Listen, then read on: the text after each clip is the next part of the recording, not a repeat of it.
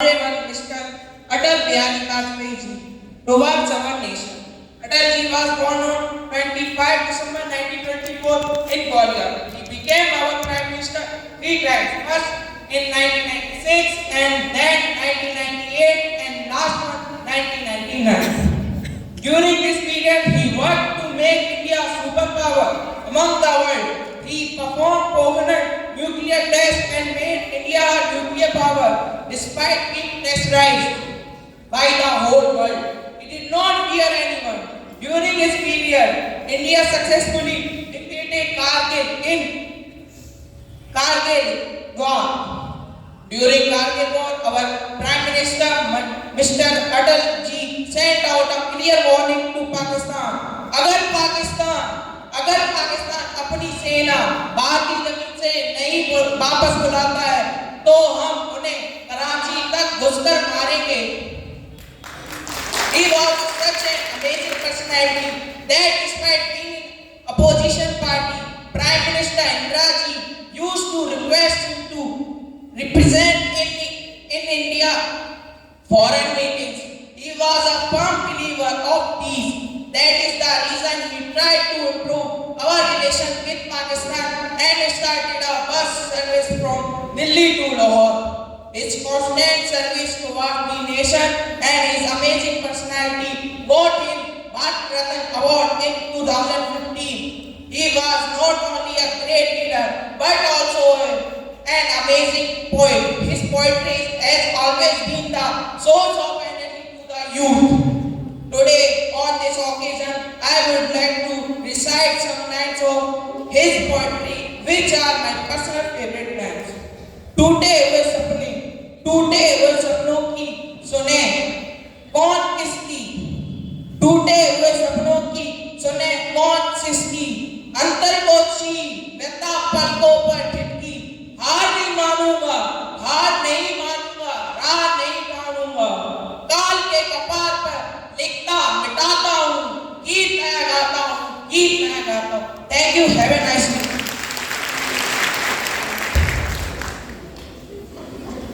Thank you, Mr. Kaustuv. मैं YouTube पे अटल बिहारी वाजपेयी जी की कुछ वीडियोस देख रहा था, तो उनका एक वीडियो सामने आया जिसमें वो सदन में थे और सदन में वो ऐसा कह रहे हैं कि सत्ता रहे या ना रहे, पार्टी रहे या ना रहे, ये सब खेल तो चलता रहेगा, लेकिन देश रहना चाहिए और लोकतंत्र रहना चाहिए. ऐसी बात किसी नेता के मुंह से सुनना कोई छोटी बात नहीं है और ऐसी बात वही कह सकते हैं जिन्होंने जनसाधारण जैसा जीवन जिया हो और अनेक विचार जिनके मन में कौंधते हों और जो देश के निर्माण की भावना अपने मन में रखते हों और उसी दिशा में काम करते हों. और इन्हीं विचारों के साथ मैं अगले वक्ता के रूप में मंच पर बुलाना चाहूँगा श्रीमती मंदाकिनी अग्रवाल जी, अध्यापक जीडी इंटरनेशनल. जोरदार तालियां बजाकर स्वागत. सबसे पहले मैं मंदाकिनी अग्रवाल अलीगंज की बहू होने के नाते यहाँ के सभी बड़ों को अपना सादा चरण स्पर्श, अपने सभी समकालीनों को मेरा प्रणाम और सभी बच्चों को स्नेहाशीष. अटल जी के विषय में कुछ भी कहने से पहले मैं कुछ इसके लिए अपनी कुछ पंक्तियाँ जिस प्रकार भगवान भास्कर अरुण की रथ पर सवार होकर अपनी प्रखर रश्मियों के साथ पूर्व दिशा में उदीप्तमान होते हैं, उसी प्रकार हमारे अटल जी भी अपने निडरता के रथ पर सवार होकर निर्भीकता के साथ राजनीतिक जगत में उदीप्तमान हैं और रहेंगे. मुझे लगता है जन्म तो मनुष्य लेते हैं, युग पुरुष अवतरित होते हैं. ऐसे हैं हमारे अटल जी, उन्हें मैं युग पुरुष के रूप में मानती हूँ. आज हम सभी अटल जी के अवतरण दिवस के पूर्व दिवस पर इस प्रांगण में एकत्रित हुए हैं. क्या कहूँ अटल जी के विषय में. अटल यथा नाम तथो गुण, जैसा नाम वैसा ही व्यक्तित्व, जो किया जैसा कहा वैसा ही किया, जब तक जिए निर्भय होकर जिए, जो भी कहते बड़ी ही बेबाकी से कहते। उनकी स्पष्टता एवं सरलता भरे हाजिर जवाबी के कई किस्से हैं, जैसा ये सब आप सभी जानते हैं। जहाँ तक मुझे याद है, एक बार अटल जी बीमार हुए थे। उनके डॉक्टर ने उन्हें स्वास्थ्य लाभ के लिए कहा, पर उनकी कमर का दर्द नहीं गया। डॉक्टर ने उनसे कहा, लगता है आपकी कमर झुक गई है। अटल जी अपनी आदतानुसार बोले, सुनिए डॉक्टर साहब, झुकी नहीं है, मुड़ गई होगी, क्योंकि झुकना तो हमने सीखा ही नहीं। अपनी चंद पंक्तियों के माध्यम से मैं अटल जी को संबोधित करती हूँ। आप सभी बुद्धिजीवियों के बीच कुछ लिखने का प्रयास किया है, यदि भूलवश कुछ भूल हो गई तो क्षमा करें। निडर चले प्रशस्त कर तमस घेरे से मार्ग को, निडर चले प्रशस्त कर तमस घेरे से मार्ग को, अदम्य साहसी अटल इस सूर्य की तरह अटल। न लड़खड़ाए थे कदम न हिचकिचाई थी जुबान, न लड़खड़ाए थे कदम न हिचकिचाई थी जुबान, जो बोलते थे बेअटल इस सूर्य की तरह अटल। रुके नहीं झुके नहीं, रुके नहीं झुके नहीं कभी किसी के सामने, माँ भारती के वीर पुत्र सूर्य की तरह अटल। इन्हीं पंक्तियों के साथ मैं अपनी वाणी को विराम देते हुए विदा लेती हूं।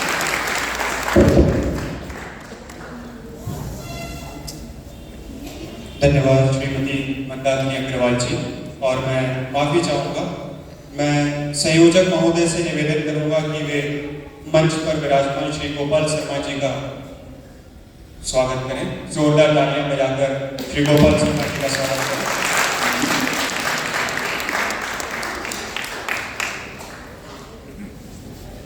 यद्यपि डीएवी इंटर कॉलेज के किसी भी बच्चे ने इसमें प्रतिभाग नहीं किया,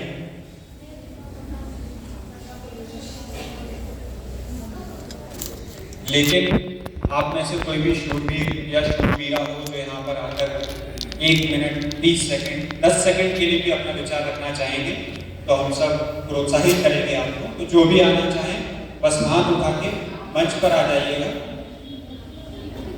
आइए, जोरदार तालियां बजाकर स्वागत कीजिए। ऐसे बच्चे सभा में बहुत कम देखे जाते हैं जो इतना साहस उठाकर मंच तक आते हैं। जोरदार तालियां बजाकर स्वागत कीजिए भाई का।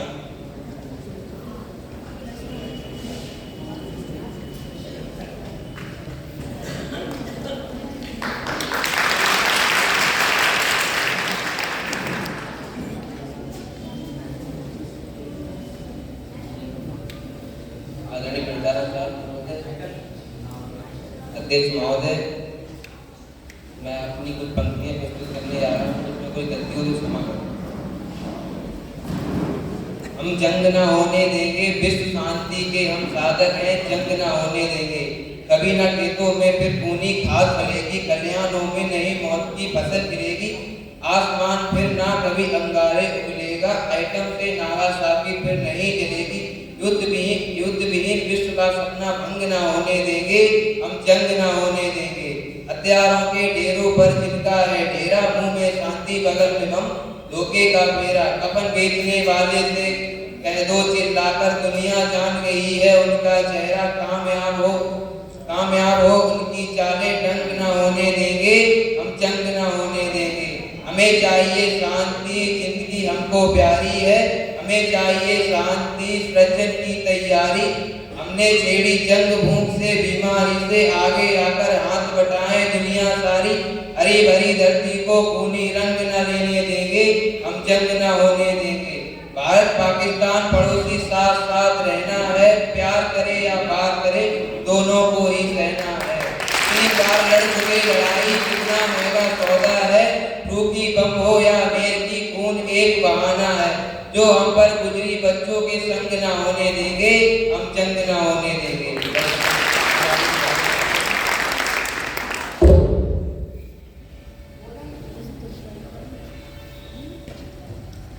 बहुत बहुत धन्यवाद अग्नि जी। और तालियां आप लोगों की मैंने सुनी कि डीएवी का बच्चा आया तो खूब तालियां बजिए गड़गड़ा के। एक बार और जोरदार तालियां बजाएं। बहुत बहुत धन्यवाद। और मैं वक्ताओं की श्रृंखला में मंच पर बुलाना चाहूँगा डॉक्टर प्रभुदास जी SPS इंटरनेशनल स्कूल के प्रधानाचार्य महोदय, यहाँ पर शायद मौजूद नहीं है। और मैं मंच पर बुलाना चाहूँगा दूसरे वक्ता के रूप में श्री सूर्यकांत गुप्ता जी को, समाज सेवी अलीगंज। जोरदार तालियां बजाकर उनका स्वागत कीजिए।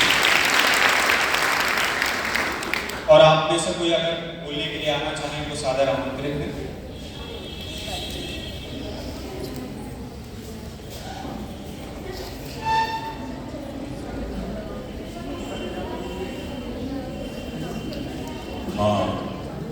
सरस्वती ज्ञानम में आयोजित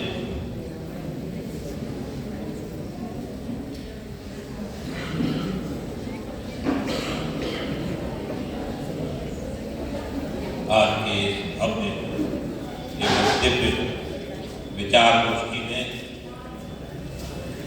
आए हुए सभी हमारे सम्मानित विद्यालय के प्रबंधक जी, संरक्षक जी, विद्यालय के प्रधानाचार्य जी, इस कार्यक्रम के संयोजक जी, मातृ शक्ति के रूप में उपस्थित श्रीमती अग्रवाल जी,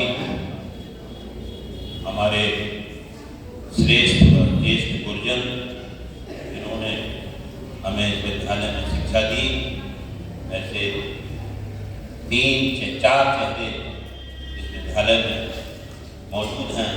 मैं उनको, उनके चरणों को अपने सर पर धारण करते हुए उनका अभिवादन करता हूँ। हमारे इस भाषण कला के गुरु श्री दीक्षित जी, भतीजे गोपाल शर्मा जी, इस विद्यालय प्रांगण में उपस्थित इस राष्ट्र की नींव कहे जाने वाले प्यारे बच्चों, बालिकाओं, लोकतंत्र के चौथे स्तंभ के रूप में उपस्थित पत्रकार मित्रों, आप सभी का इस विचार गोष्ठी में स्वागत है, वंदन है, अभिनंदन। निश्चित रूप से यह विचार गोष्ठी उस व्यक्तित्व को समर्पित है, यह विचार गोष्ठी उस कृतित्व को समर्पित है जिसके जीवन में केवल राष्ट्र था और कोई चीज नहीं। मेरा तो सौभाग्य रहा है कि मैंने उनको बहुत पास से देखा है, उनके भाषण कला को भी सुना है, उनके भाषण को भी सुना है और अपने हाथों से उन्हें पानी पिलाने का सौभाग्य भी प्राप्त किया।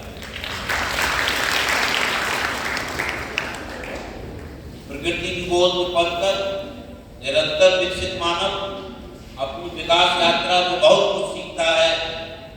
इस अलीगंज ने भी एक लंबे गंदे राजनीतिक इतिहास को सीखने के बाद कुछ अच्छाइयों की तरफ करवट ली। धीरे धीरे लोगों की समझ में आ रहा है कि बंदूकों से जीवन बेहतर नहीं बनाया जा सकता, जीवन बेहतर बनाया जा सकता है आपसी तालमेल से, अच्छी शिक्षा से, अच्छे साधनों से, अच्छे समाज का निर्माण करके। उसी के अंतर्गत जो धारा प्रवाह चल रहा है उससे हटके ये विचार गोष्ठी है। इसलिए मैं संयोजक जी को और उनके साथ लगे लोगों को धन्यवाद दूंगा। निश्चित रूप से उन्होंने अच्छे कार्यक्रम का आयोजन किया है, इसके लिए वो धन्यवाद के पात्र। जिस व्यक्ति का विचार गोष्ठी है उनका जन्म 25 दिसंबर 1924 को ग्वालियर में हुआ था और उनके पिताजी का नाम कृष्ण बिहारी वाजपेयी और माता जी का नाम कृष्णा देवी वाजपेयी था। उनकी प्रारंभिक शिक्षा ग्वालियर में हुई और फिर आगे की शिक्षा के लिए वो डीएवी कॉलेज में कानपुर आए और उन्होंने शिक्षा प्राप्त की। वहीं से वो आज़ादी के आंदोलन में एक पत्रकार के रूप में, कहीं कवि के रूप में फिर अपने आप को समर्पित राष्ट्र को करते हुए और समर्पित हो गए। तब से निरंतर 1968 में भारतीय जनसंघ के वो अध्यक्ष बने, फिर 1969 में फिर भारतीय जनसंघ के अध्यक्ष बने और उसके बाद 6 अप्रैल 1980 को भारतीय जनता पार्टी का गठन हुआ और उसके वो प्रथम अध्यक्ष बने। यह उनके राजनीतिक करियर की शुरुआत थी। 9 बार देश की सदन में वो सांसद के रूप में रहे, 3 बार इस देश के प्रधानमंत्री बने। पहली बार 13 दिन की सरकार चलाई, दूसरी बार 13 महीने की सरकार चलाई और तीसरी बार 1999 से 2004 तक इस देश के प्रधानमंत्री पद को सुशोभित किया। कई बार मंच पर कैसी सदन की स्थिति आई कि उन्होंने सदन में मुझे वो शायद पहली बार जब उन्होंने शपथ ली और उसके बाद भाषण किया और उसके बाद जब 1 वोट की सरकार गिरी 13 महीने के बाद, उनका जो भाषण सदन का था शायद हिंदुस्तान का वो ऐतिहासिक भाषण था। इन्होंने कहा कि हम ऐसे ही यहाँ नहीं आए हैं, 40 वर्षों की त्याग और तपस्या के बाद हमें जनता ने इस स्थिति में भेजा है। हालांकि हमें बहुमत प्राप्त नहीं हुआ, लेकिन आज हमारे विपक्ष ने हम पर नैतिकता का आरोप लगाया है, कहते कि नैतिकता से हट रहे कि इस 40 साल में पहले नैतिक नहीं था। ऐसा कोई एक ही व्यक्तित्व रहा जिसको विपक्षी सरकार ने जनेवा में शिखर मंडल में भारत का पक्ष रखने के लिए अटल बिहारी वाजपेयी को भेजा और जब वहां पहुंचे तो पाकिस्तान के अखबारों में चर्चा हुई कि एक भारत की सरकार है कि जिन्होंने अपने विपक्ष के नेता अटल बिहारी वाजपेयी को भारत का पक्ष रखने के लिए भेजा। तब उन्होंने सदन में पीड़ा व्यक्त करते हुए कहा था, यह सत्ता का खेल है, निरंतर चलेगा, सरकारें आएंगी जाएंगी, देश रहना चाहिए, यह देश रहना चाहिए। ऐसे व्यक्तित्व को बार-बार एक बार जब 1984 में भारतीय जनता पार्टी की 2 सीटें आई तो अटल जी से कमेंट के स्वरूप में कांग्रेस के हमारे जो वरिष्ठ सांसद रहे होंगे उन्होंने कहा कि अटल जी तुम्हारा तो दीपक बुझ गया है, अब तो तुम्हारे पास 2 ही सीटें हैं। जवाब देते हुए माननीय ने कहा कि कौन कहता है मेरा दीपक बुझ गया है, हमारे पास तो महादीपक है। तो अलीगढ़ में उस वक्त तो हमारे सांसद हुआ करते थे, वो जीत के गए थे, उनकी तरफ इशारा होता, इसलिए अलीगढ़ का नाम वो व्यक्तिगत रूप से जानते थे। इस नकाशेबाजी बगिया में भाषण देने आए तो हमारे मित्र ने मंच से आवाज लगा दी कि जो हिंदू हिंद की बात करेगा वही देश पर राज करेगा। उन्होंने दोनों हाथ ऊपर करके कहा, नहीं, जो राष्ट्र हित की बात करेगा वही देश पर राज करेगा। पहले दिन कितने लम्हे आए जिन पर हमने उनको सुना। निश्चित रूप से आज की भावी पीढ़ी उनका अनुसरण करे, उनके कृतित्व को देखे, उनके व्यक्तित्व को सुने और इस सदन में क्योंकि सर्वाधिक संख्या छात्रों की है, मैं छात्रों से अनुरोध करूंगा कि प्यारे बच्चों, शिक्षा एक ऐसा शस्त्र है जिसे पाकर तुम अपना ही नहीं विश्व का कल्याण कर सकते हो। अशिक्षा की चिंगारी गोधरा से अयोध्या तक, अमेरिका से अफगानिस्तान तक आग लगा सकती है और शिक्षा की जली चिंगारी आपके जीवन को रोशन करेगी, आपके समाज को रोशन करेगी, आपके प्रदेश को रोशन करेगी, आपके देश को रोशन करेगी।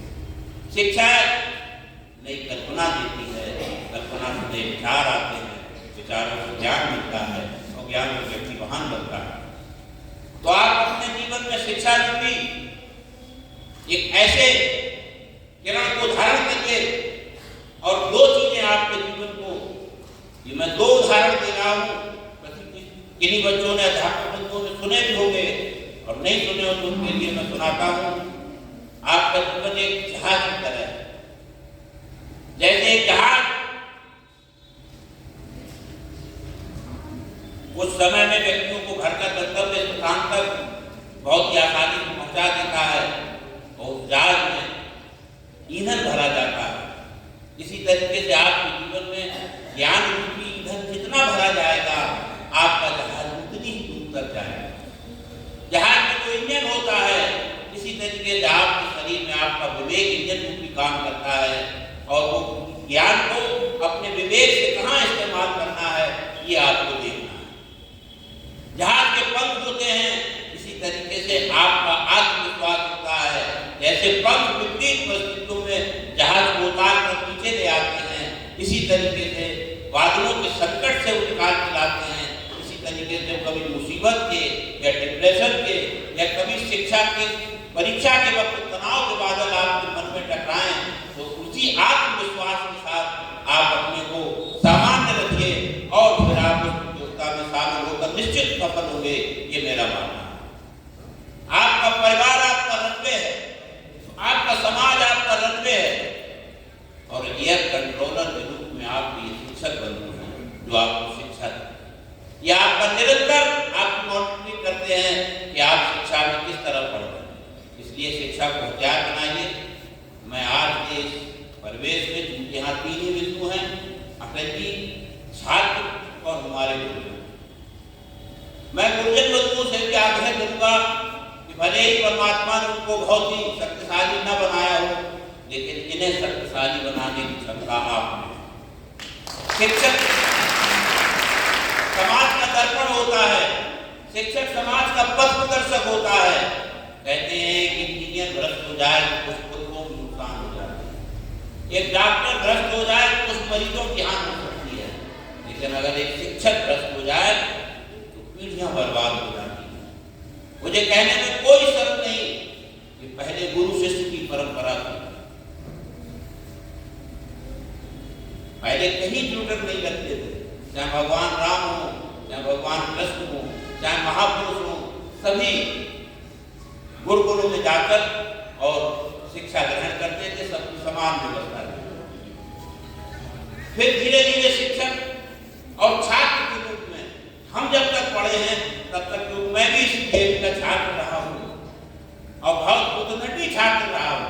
कई बार पिटा हूँ, कई बार मुर्गा बना हूँ, लेकिन आज ये कहा जाता है जो लोहा पिटता है, जो सोना पिटता है, जो छात्र पिटता है, वो आभूषण बनता है। मैं आपके सामने तो कभी इनकी जान को आप अन्यथा मत ले। ये हमारे गुरुजन हैं, इनकी मान करें, सम्मान करें, इनसे ज्ञान की इच्छा रखें और इन्हीं बातों को अपने संज्ञान में लेते हुए अपने जीवन को अच्छा बनाएं। इन्हीं शब्दों के साथ होके न मायूस तो शाम की तरह ढलते रहिए, जिंदगी एक बोझ है सूरज की तरह निकलते रहिए। ये कि पाँव से ठहरोगे तो थक जाओगे, धीरे धीरे ही सही सही राह पर चलते रहिए, सही राह पर। एक अवरोध और आएगा, एक अवरोध है नकल, उसको जीवन से दूर रखिए।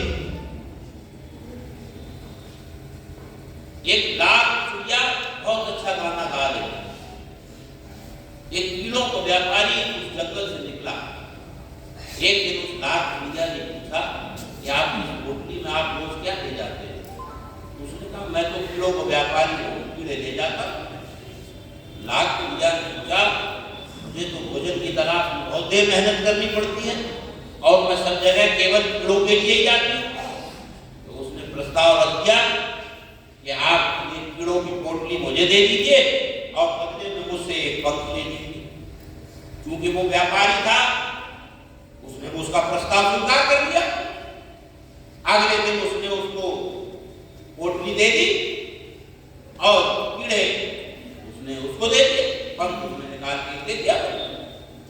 धीरे धीरे जो बहुत सुंदर चिड़िया थी, बहुत दूर तक उड़ने वाली थी, पंख विहीन हो गई और एक दिन वो इसी तरीके से ये नकल के व्यापारी आपके अकल रूपी पंख को एक एक क्लास करके तबाह कर देंगे कि 3000 में हम हाई स्कूल करा देंगे, 4000 में हम इंटर करा देंगे, 5000 में हम ये करा देंगे, 8000 में हम ग्रेजुएशन करा देंगे। फिर आप किसी प्रतियोगिता में शामिल होने लायक नहीं रहोगे। इसलिए आज से गांठ बांध लीजिए, हम नकल नहीं करेंगे, जो भी करेंगे अपनी मेहनत से करेंगे, अपना निर्माण अच्छा होगा। इन्हीं शब्दों के साथ सर्वे भवन्तु सुखिनः, सर्वे सन्तु निरामयामि मंगल कामना के साथ अपनी वाणी को विराम। जय हिंद, जय भारत।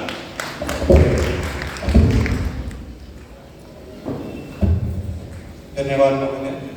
और आगे वक्ताओं को मैं बुलाऊं उससे पहले एक शब्द यहाँ पर लिखा हुआ है, सुशासन। सुशासन की नींव रखता है अनुशासन, और अनुशासन की नींव कौन रखता है बच्चों? अनुशासन की नींव कौन रखता है? कुछ नहीं पता। शिक्षक। और ऐसे शिक्षक जिन्होंने अपना कार्यकाल एक शानदार पारी के साथ किया, उन्होंने न जाने कितने बच्चों को पढ़ा के और किस काबिल बना दिया। ऐसे उन महान शिक्षकों के सम्मान के लिए हम मंच पर उन्हें एक एक करके आमंत्रित करेंगे। ऐसे सेवानिवृत्त सबसे पहले मैं मंच पर बुलाना चाहूंगा श्री दिनेश चंद्र जैन साहब को कि वे मंच पर आएं और अपना सम्मान ग्रहण करें। श्री दिनेश चंद्र जैन साहब, जोरदार तालियां बजाकर उनका सम्मान कीजिए, स्वागत कीजिए।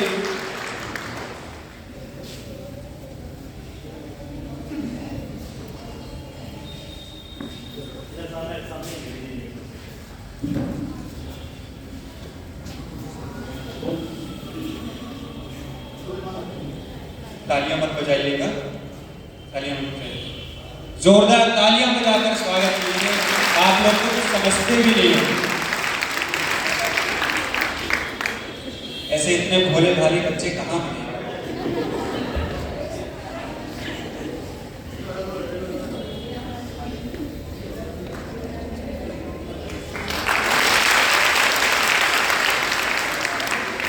बहुत बहुत धन्यवाद। और दूसरे शिक्षक के रूप में मैं आमंत्रित करना चाहूँगा श्री महेंद्र पाल सिंह जी को कि वे मंच पर सादर आमंत्रित हों। और उनके स्वागत के लिए मैं आदरणीय श्री शरद जी को से निवेदन करूँगा कि वे उनका स्वागत करें। और साथ में मैं श्री दिनेश दीक्षित जी से निवेदन करूँगा कि वे उनका स्वागत करें।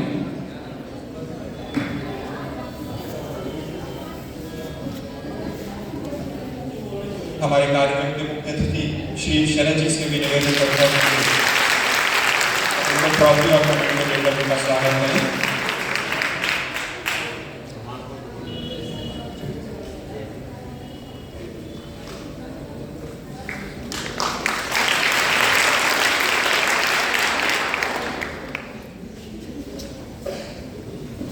और तीसरे शिक्षक के रूप में मैं मंच पर बुलाना चाहूंगा श्री किशन पाल सिंह जी को कि वे मंच पर आए।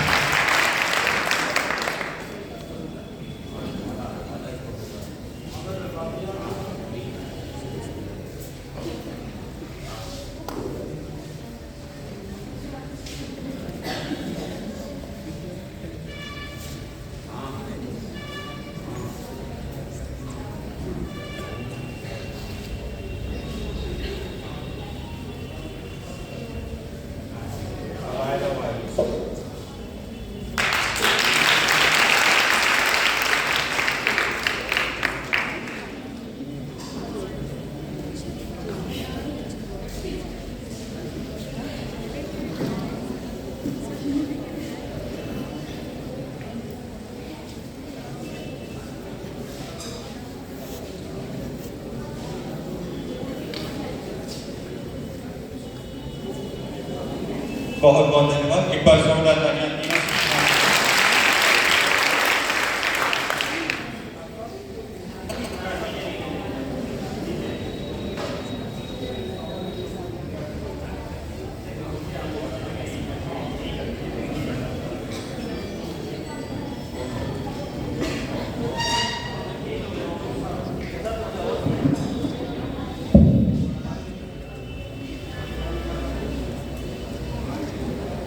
अभी जो वक्ता मंच पर आए थे श्री सूर्यकांत गुप्ता जी, उन्होंने बहुत कोशिश की कि हमारे जो छोटे छोटे बच्चे यहाँ पर बैठे हुए, भाई बहन बैठे हुए हैं, उनको कुछ ऐसी बातें बता दी जाएं कि उनके जीवन में काम है। मैं आपको एक छोटी सी स्टोरी बताना चाहूँगा, उसी से कनेक्टेड है थोड़ी बहुत, और कहीं ना कहीं आपको समझ आएगी कि जब किसी व्यक्ति को हार्ट अटैक आता है तो उसके पास एक गोल्डन आवर जैसा कुछ टाइम होता है। अगर उस टाइम में अगर आप उस व्यक्ति को सही समय पर ले जाएं और उसको फर्स्ट एड दे दें तो बच जाता है। लेकिन उस गोल्डन टाइम में अगर 2-3 मिनट भी इधर उधर हुआ तो व्यक्ति ऊपर से, ठीक है।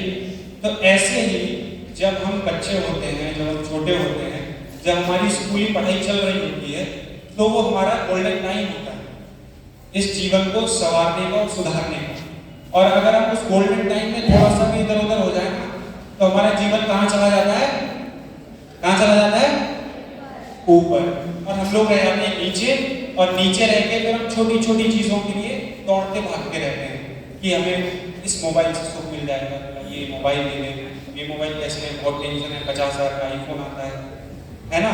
तो अगर 50,000 का आईफोन चाहिए और बिना किसी टेंशन के चाहिए, तो ये विद्यार्थी जीवन आपको बिल्कुल मांझना पड़ेगा। जैसे बर्तन मांजते हैं ना, आप लोग बर्तन को मांजते ही होंगे, उनको चिकना करते होंगे, साफ करते होंगे। ऐसे अपना जीवन साफ करने के लिए आपको स्कूली शिक्षा को गंभीरता से लेना पड़ेगा, अपने शिक्षकों को गंभीरता से लेना पड़ेगा, उनसे सवाल पूछिए, उनसे डिस्कशन कीजिए। और इसीलिए ये भाषण सभा ना होकर गोष्ठी है। यहाँ पे भी अगर आपको कोई प्रश्न उठता है या आपको कोई जिज्ञासा है, वैसे नहीं होगी, क्योंकि आपके मन में डर होगा कि अरे इतने सारे लोग बैठे हैं, इनके बीच में मैं कैसे खड़ा होऊंगा, खड़ी होंगी, क्या पूछूंगी, क्या बोलूंगी। तो ये डर जिस दिन आप निकाल देंगे, उस दिन आप अपने जीवन में बेहतर दिशा की तरफ बढ़ेंगे, ठीक है। आगे ज्यादा उपदेशबाजी ना करते हुए मैं मंच पर बुलाना चाहूंगा जीडी इंटरनेशनल स्कूल पीडीएस की बच्ची दक्षिता सिंह को कि वे मंच पर आए और अपने विचार। एक बार जोरदार तालियां दक्षिता के लिए।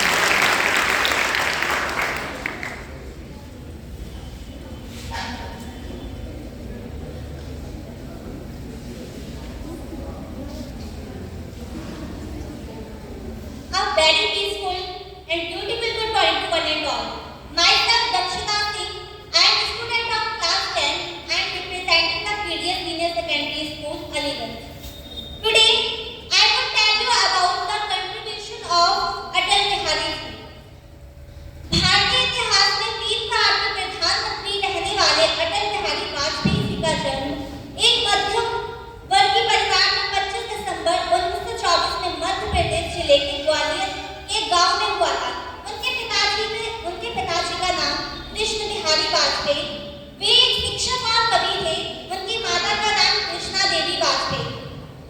वाजपेयी जी ने अपनी हाई स्कूल की शिक्षा सरस्वती शिक्षा मंदिर गोरखीवाड़ा विद्यालय से प्राप्त की और विधि स्नातक की डिग्री उन्होंने कानपुर में स्थित डीएवी कॉलेज से अर्थशास्त्र विषय से ली।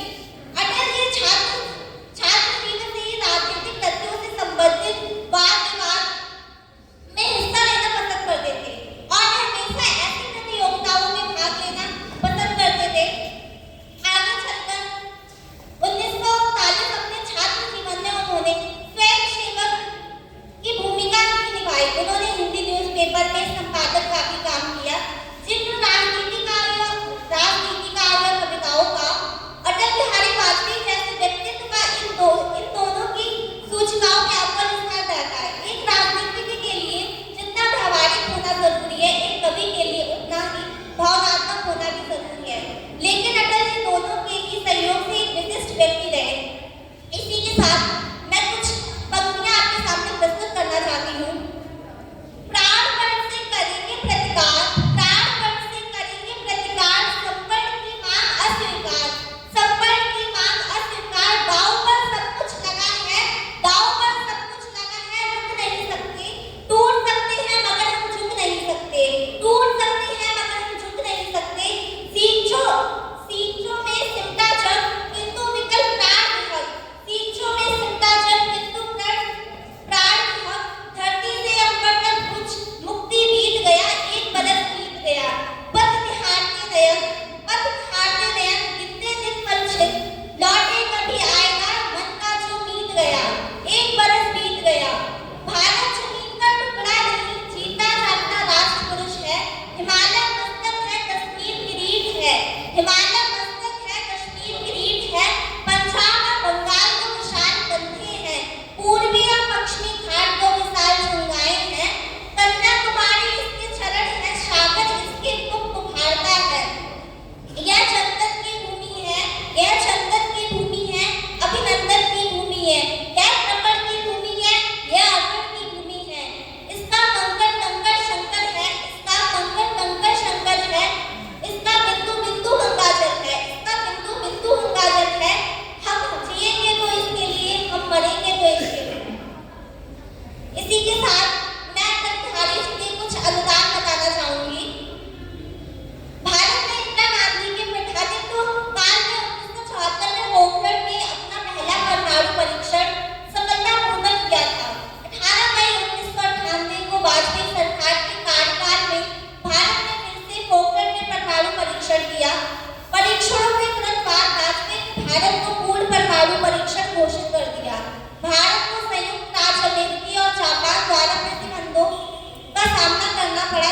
अविचलित रहा। और जब वाजपेयी ने 1998 में प्रधानमंत्री के रूप में पदभार संभाला तो दूरसंचार क्षेत्र का एक अधिकार था।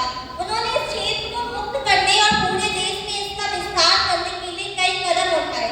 वाजपेयी ने नेतृत्व वाला एनडीए सरकार ने 1999 की दूरसंचार नीति जारी की। यह निजी खिलाड़ियों को लाने और क्षेत्र में संचारात्मक सुधारों में सहायता था। और मैं अब आपके सामने प्रस्तुत करना चाहूंगी अटल बिहारी जी की एक कविता। मस्तक नहीं झुकने दूंगा। एक नहीं दो नहीं करो बीसों समझौते, एक नहीं दो नहीं करो बीसों समझौते, पर स्वतंत्र भारत का मस्तक नहीं झुकेगा, पर स्वतंत्र भारत का मस्तक नहीं झुकेगा। अगणित बलिदानों में अर्जित यह स्वतंत्रता, अगणित बलिदानों में अर्जित यह स्वतंत्रता, त्याग देश तक बल से लक्षित यह स्वतंत्रता, त्याग देश तक बल से लक्षित यह स्वतंत्रता, प्राणों से भी प्रियतर यह स्वतंत्रता। इसे मिटाने की साजिश करने वालों से कह दो चिंगारी का खेल पूरा होता है। इसे मिटाने की साजिश करने वालों से कह दो चिंगारी का खेल पूरा होता है। औरों के घर आग लगाने का जो सपना वह अपने ही घर में सदा खड़ा होता है। अपने ही हाथों तुम अपनी कब्र ना खोदो, अपने ही हाथों तुम अपनी कब्र ना खोदो, अपने पैरों आग कुल्हाड़ी नहीं चलाओ, अपने पैरों आग कुल्हाड़ी नहीं चलाओ। ओ नादान पड़ोसी अपनी आंखें खोलो, आज आधी अनमोल ना इसका मोल लगाओ। पर तुम क्या जानो आजादी क्या होती है, पर तुम क्या जानो आजादी क्या होती है। तुम्हें मुफ्त में मिली ना कीमत नहीं चुकाई, तुम्हें मुफ्त में मिली ना कीमत नहीं चुकाई। अंग्रेजों के बल पर जो टुकड़े पाए हैं, अंग्रेजों के बल पर जो टुकड़े पाए हैं, माँ को खंडित करके तुम लाज ना आई, माँ को खंडित करते तुमको लाज ना आई। अमेरिकी शस्त्रों से अपनी आजादी को दुनिया में कायम रख लोगे, यह मत समझो।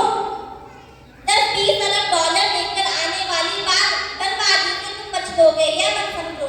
धमकी जिहाद के नारों से हथियारों से तस्वीर कभी हथियार लोगे, यह मत समझो। हमलों से अत्याचारों से संहारों से भारत का भार चुका लोगे, यह मत समझो। जब तक गंगा की धार सिंधु से ज्वार, जब तक गंगा की धार सिंधु से ज्वार, अग्नि में जलन सूढ़ में तपन शेष, अग्नि में जलन सूढ़ में तपन शेष, स्वतंत्र समर की वेदी पर अर्पित होंगे अगणित जीवन यौवन अशेष। अमेरिका का संसार भले ही हो विरुद्ध, कश्मीर पर भारत का ध्वज नहीं झुकेगा। एक नहीं दो नहीं करो बीसों समझौते, पर स्वतंत्र भारत का देश नहीं झुकेगा। और आगे मैं आपको और बताना चाहूंगी, अटल बिहारी जी के विचार प्रस्तुत करना चाहूंगी। भारत रत्न अटल बिहारी वाजपेयी ने कहा था, व्यक्ति को सशक्त बनाना देश को सशक्त बनाना है। उन्होंने कहा था, व्यक्ति को सशक्त बनाना देश को सशक्त बनाना है।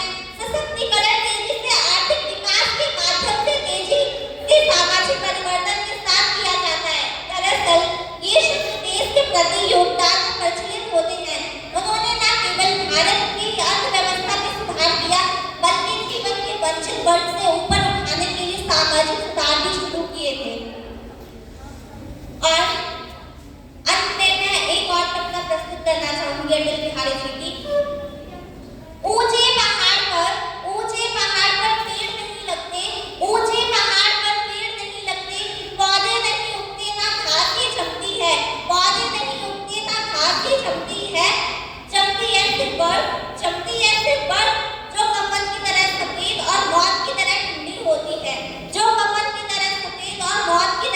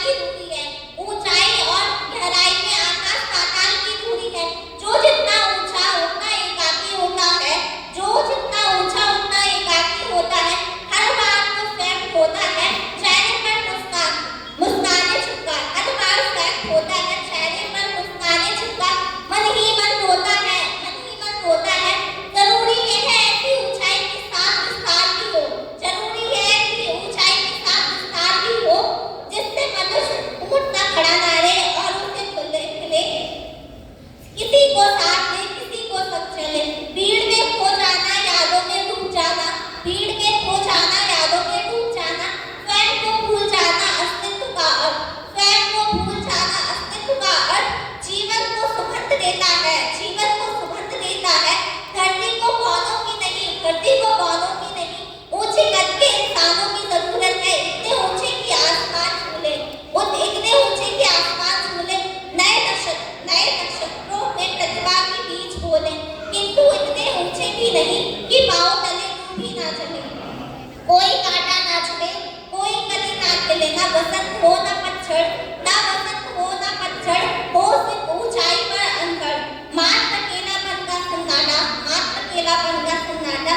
मेरे प्रभु मुझे इतनी ऊंचाई कभी मत देना, मेरे प्रभु मुझे इतनी ऊंचाई कभी मत देना, कैदों को गले ना लगा सकूं, कैदों को गले ना लगा सकूं, इतनी रुखाई कभी मत देना।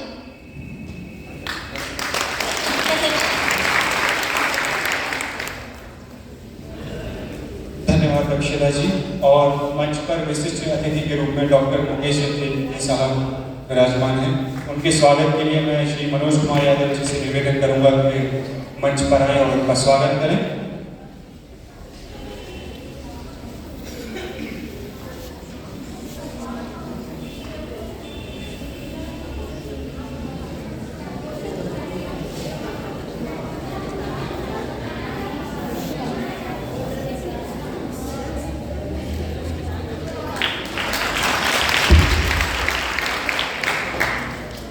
और मैं अगले वक्ता के रूप में मंच पर आमंत्रित करना चाहूँगा डीएवी कॉलेज के पूर्व अध्यापक श्री परम सिंह जी को। जोरदार तालियां बजाकर उनका स्वागत करें श्री परम सिंह जी का।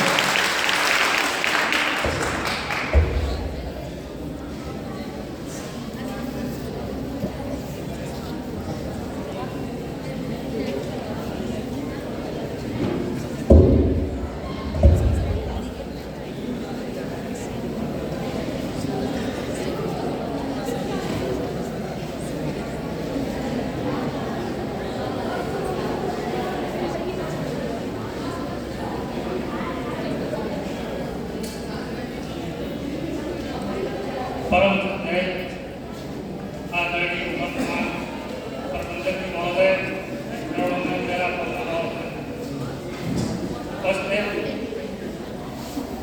परम पूज्य गुरुदेव श्री डीसी जैन, परम पूज्य गुरुदेव श्री अंकित सिंह जी साहब, परम पूज्य गुरुदेव श्री बात साहब जी के चरणों में मेरा साधन खड़ा, क्योंकि मैंने इनके चरणों में बैठकर सन 74 में यहाँ से हज किया था और 75 मैंने यहाँ से इंटर किया, उसके बाद किया कॉलेज।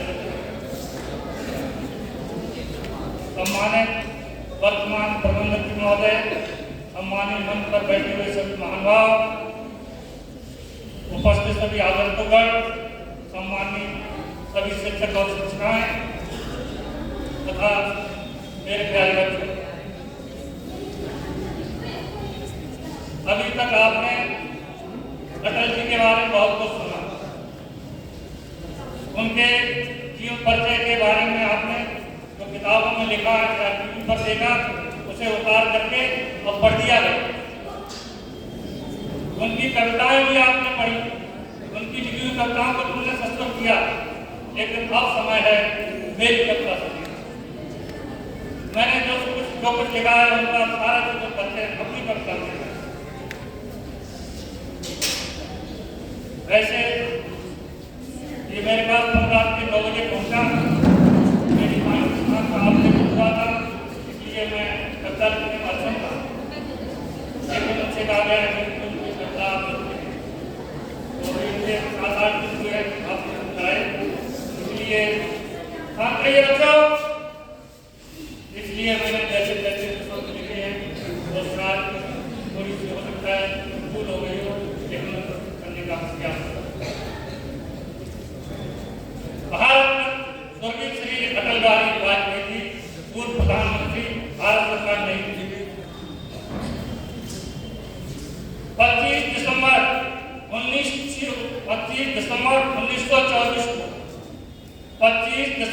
1924 को स्वर्णिम बेला आई थी, लता कुंज उपवंश फूले, मैं कभी फुलवारी थी, मैं कभी फुलवारी थी। कृष्णा ने लल्ला को जन्मा, कृष्णा ने लल्ला को जन्मा, मन ही मन मुस्काई थी और सुंदर रूप अनोखा जिसका रत्न अलौकिक पाएंगी, रत्न अलौकिक पाएंगी। खबर सुनी जब कृष्ण मुरारी, खबर सुनी जब कृष्ण मुरारी, मन में खुशी मनाई थी और अटल नाम रख दिया पुत्र का, घर में बड़ी बधाई थी, घर में बड़ी बधाई। दान दक्षिणा सबको देते, दान दक्षिणा सबको देते जैसी उनकी कमाई थी। इससे कमाई क्या होती है? अपने बच्चों को पालने पोसने में इसका वेतन खर्च हो जाता है। जैसा शिक्षक थे, जैसा उनको बना, उन्होंने अपने दान दक्षिणा दी। तो दान दक्षिणा सबको देते जैसी उनकी कमाई थी। प्राथमिक शिक्षा आपकी, प्राथमिक शिक्षा आपकी गोदी में हो पाई थी और कानपुर के डीएवी कॉलेज से स्नातक की डिग्री पाई थी, स्नातक की डिग्री पाई थी। सन 1942 में, सन 1942 में राजनीति अपनाई थी, सन 1942 में राजनीति अपनाई थी। इसी समय मुलाकात आपकी मुखर्जी से हो पाई थी, मुखर्जी से हो पाई थी। सन 1951 में, सन 1951 में जनसंघ पार्टी बनाई थी और विदेश मंत्री का पद पाकर देश की शान बढ़ाई थी, देश की शान बढ़ाई थी। संघर्षों से हटकर, नहीं संघर्षों से टक्कर लेकर पूर्ण सफलता पाई थी। संघर्षों से टक्कर लेकर पूर्ण सफलता पाई थी और सन 1980 में बीजेपी अपनाई थी, बीजेपी अपनाई थी। सन 1996 में, सन 1996 में सत्ता जो सन 1996 में वह सत्ता यहाँ पर आई थी और अटल जी की है सरकार, बस 13 दिन चल पाई थी, बस 13 दिन चल पाई। सन 1996 में उनकी ये सत्ता मात्र 13 दिन है। उठो चलो संघर्ष करो, हिम्मत नहीं हारने लगी, उठो चलो संघर्ष करो, ये हिम्मत कुर्बत से पाई थी। जो बेटा हिम्मत बिन कुर्बत नहीं, हिम्मत बिन कुर्बत नहीं, वही चीज और वही बात, और चीज मरे को खाते और बात मार तो हिम्मत होनी चाहिए। क्या इतने मत देखो, उठो चलो संघर्ष करो, ये हिम्मत कुर्बत से पाई थी। सन 1981 में यह पुनः सत्ता में आई थी, फिर उनकी सत्ता में आई। सन 1999 में गुरुदेव देश में छाई थी और 3 बार प्रधानमंत्री बनकर देश की शान बढ़ाई थी, देश की शान बढ़ाई।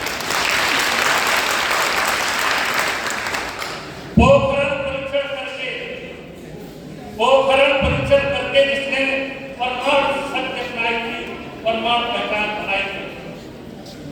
पोखरण परीक्षण करके जिसने परमाणु पहचान बनाई थी और कारगिल के युद्ध में जीत उसने पाई थी, जीत उसने पाई थी। जयदेवदास मुक्ति 34 जयदेव जी की सफाई थी। स्वर्णिम चतुर्मुखी परियोजनाओं से स्वर्णिम 34 परियोजनाएं आपने गाँव पहुंचाई थी। समता रस की अमूल्य वाणी जन जन तक आई थी और दिल से हवा बहने वाली मस्त मन फैलाई थी। हवा बहने वाली थी, उनके भाषण को सुनकर कुछ देर में ये उठ जाती। दिल से बहने वाली मस्त मन फैलाई थी। धन्य आपकी कृष्णा जननी ऐसा ललना जो पाई थी, धन्य आपकी कृष्णा जननी ऐसा ललना जो पाई थी और अमित नाम हो गई आपका देवनारायण जी सत्याग्रह 16 अगस्त 2018 को घटाकाल की सजाए अब अनमोल रत्न वह निकल गई, अब नहीं हो सकती उसकी भरपाई, अब नहीं हो सकती उसकी। कारगिल में मैं थोड़ा सा कलकत्ता के तरह नहीं पढ़ पा रहा हूँ, लेकिन एक पुरानी कथा कारगिल में हमने यहाँ से भारतीय सेना में, तो मैंने भारतीय सेना को आह्वान करते हुए और पाकिस्तान को ललकार के करता इसका शीर्षक है आह्वान। कारगिल में 1999 में जिस समय अलीगढ़ की सरकार दुर्गे माता सुंदर करके कर्मय संगीत हो अन्याय दुष्ट धर्मी के मुक्तोड़न को तैयार हो, मुक्तोड़न को तैयार हो। आप में मिला छोड़ो, ऐसा दृढ़ संकल्प करो, अब एक तटस्थ मानो, तब संयम की बात करो, तब हथगोला करने को से दिमाग करो और तो सम्मुख करके बात करो, बस बात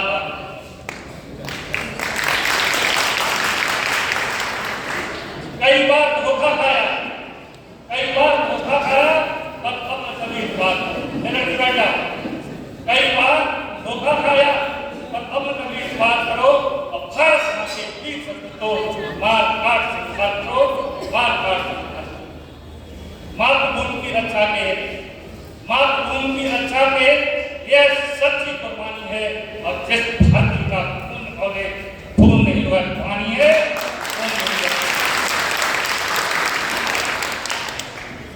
भारत की सीमा में घुसकर तूने हमको ललकारा है, एक दुष्ट सोच अपने मन में कब सिंह फान से हारा है, कारगिल के घाव कर पाए, कश्मीर आतंक मचाया है, एक और बार की मेरा जो सोता सिंह लगाया है,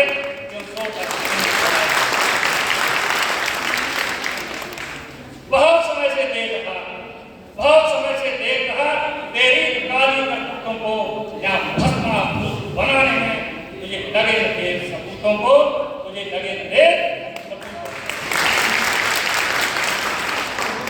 पाकिस्तान आज तू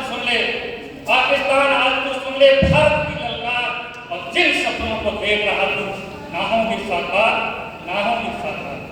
भारत का बच्चा भी लेना सीखा कुर्बानी है, और जिस धरती का खून बोले खून नहीं है कुर्बानी है।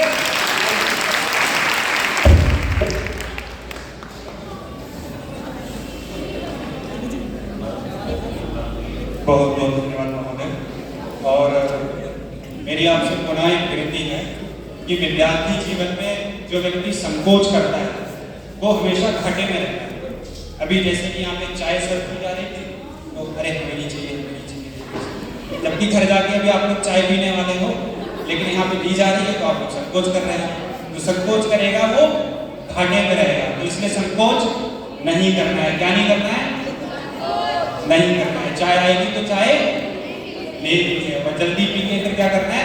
तालियां भी बजानी।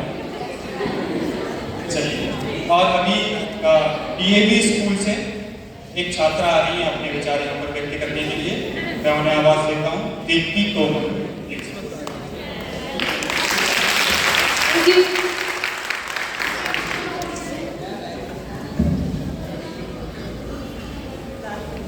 My name is Deepti Tomar, College DAV Inter College, Village Gurdepur, Class 12th B1। मौत से बन गई जूझने का मेरा कोई इरादा ना था, मौत सी बन गई जूझने का मेरा कोई इरादा ना था, मोड़ पर मिलेंगे इसका कोई वादा ना था, मोड़ पर मिलेंगे इसका कोई वादा ना था। रास्ता रोक कर मैं खड़ी हो गई, मौत जिंदगी से बड़ी कैसे हो गई। जूझने का मेरा कोई इरादा ना था, मोड़ पर मिलेंगे इसका वादा ना था। मौत सी उम्र क्या है दो पनवी नहीं, मौत की उम्र क्या है दो पनवी नहीं। जिंदगी सिलसिला आजकल की नहीं, जिंदगी सिलसिला आजकल की नहीं। मैं जी भर जिया मैं मन से मरूं, मैं जी भर जिया मैं मन से मरूं, मैं जी भर जिया मैं मन से मरूं। देखिए कवि का मन, मैं जी भर जिया मैं मन से मरूं। लौट कर आऊंगा कुछ से क्यों डरूं, लौट कर आऊंगा कुछ से क्यों डरूं। लौट कर आऊंगा, लौट कर आऊंगा। तू दबे पांव चोरी छिपे से न आ, सामने वार कर फिर मुझे आजमा, सामने वार कर फिर मुझे आजमा। मौत से बेखबर जिंदगी का सफर, मौत से बेखबर जिंदगी का सफर। शाम हर जुर्मई रात बंसी का सर,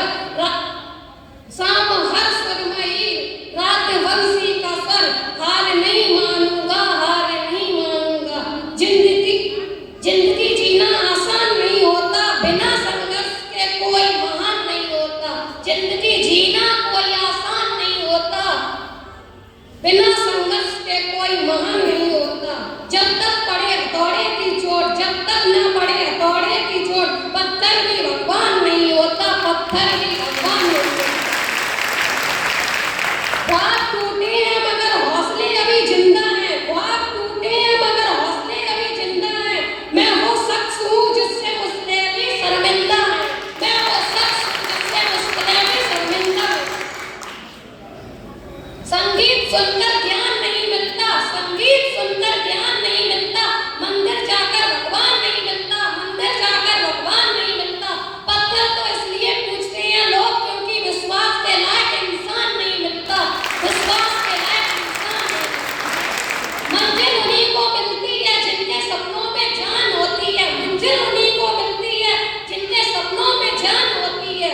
पंख से कुछ नहीं होता, हौसलों पंखों से कुछ नहीं होता, हौसलों से उड़ान होती है, हौसलों से उड़ान होती है। जय हिंद।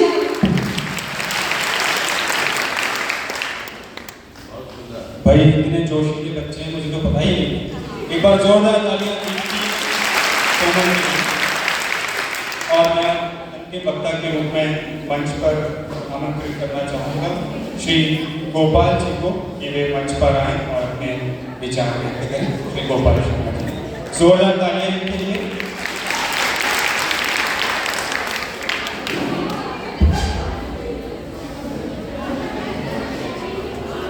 आज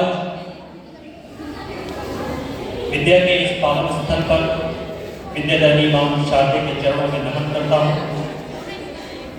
मंच पर आसीन समस्त अनुभवी लोग जिन्होंने अपनी उम्र के कई पड़ावों को पार करते हुए इस क्षेत्र के कई उतार और चढ़ावों को देखा, जो कि अनुभव की साक्षात प्रतिमा है।